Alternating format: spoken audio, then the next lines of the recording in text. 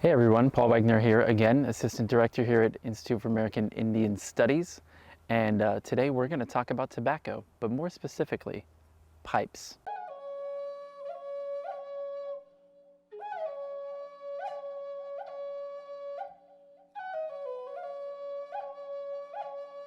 This is a reproduction of what is called a kaolin, or which is a type of clay from Europe pipe.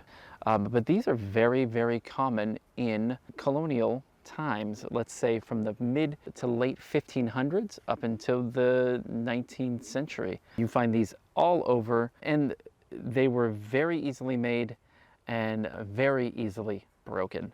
When we're talking about pipes, we want to look at kind of three main features: the stem, which is this, and the bowl, which is where the tobacco went. And then on some pipes later on, you get this thing right here, which is called a spur, or some people will call it a foot as well. And it's from the stem and the bowl that we can really get an idea about tobacco use in general. And as I said before, we find a lot of these. One of the reasons why we find a lot of these is because they break. So let's take a look at some actual kaolin pipes that are found in archaeological context.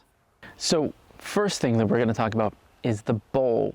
And the bowl is really important for determining age because of the amount of tobacco that was available.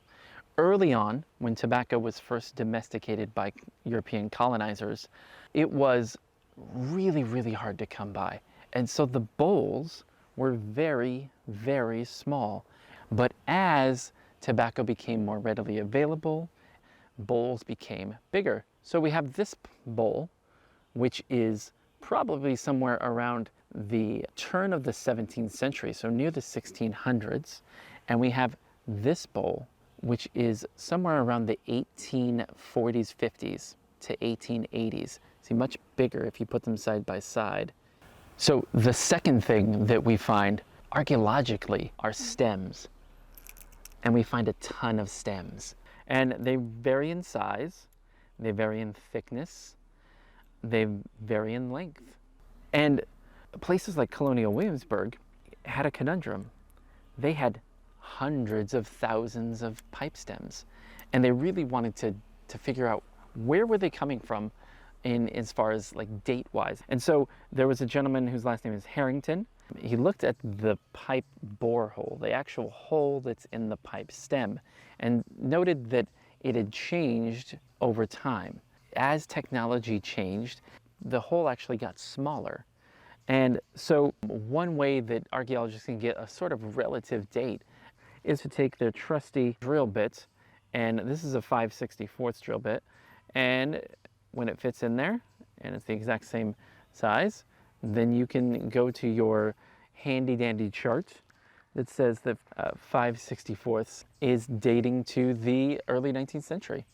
So as you may know already, tobacco comes from the Americas and was used by indigenous people here in the Americas, but not in the same way. We can really think about it in two different ways. We can look at tobacco and look at pipe usage and learn how colonizers used tobacco, an item that was found here naturally, and changed its usage and changed the way it's growing to fit their culture. We can also look at how the indigenous people used it prior to colonization. And that's what we're going to look at next time, not with me though, with someone else.